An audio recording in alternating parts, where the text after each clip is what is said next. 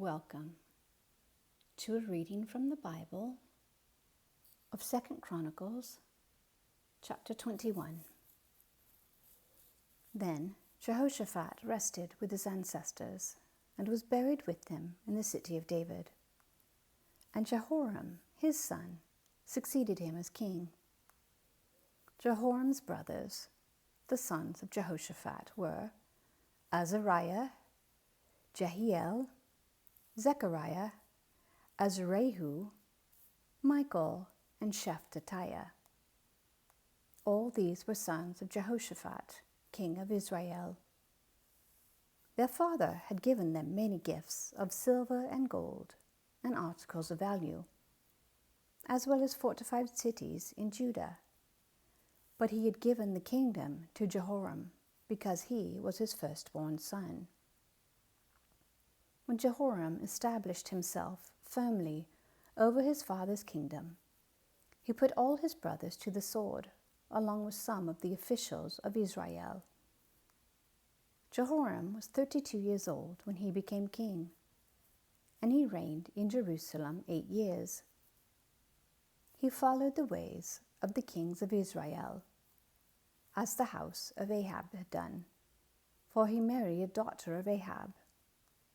He did evil in the eyes of the Lord. Nevertheless, because of the covenant the Lord had made with David, the Lord was not willing to destroy the house of David.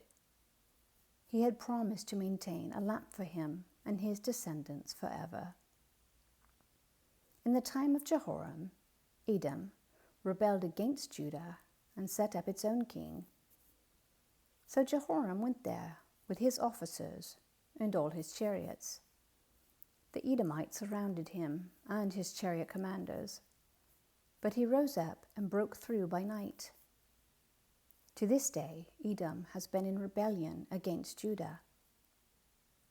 Libnah revolted at the same time, because Jehoram had forsaken the Lord, the God of his ancestors.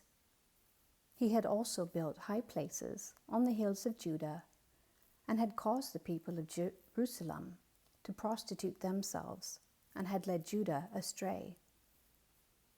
Jehoram received a letter from Elijah, the prophet, which said, "This is what the Lord, the God of your father David, says.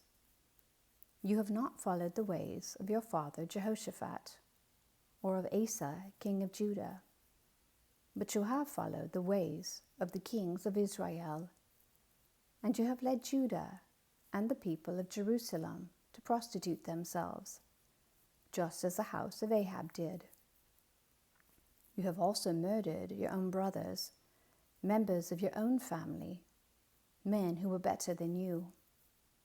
So now the Lord is about to strike your people, your sons, your wives, and everything that is yours with a heavy blow.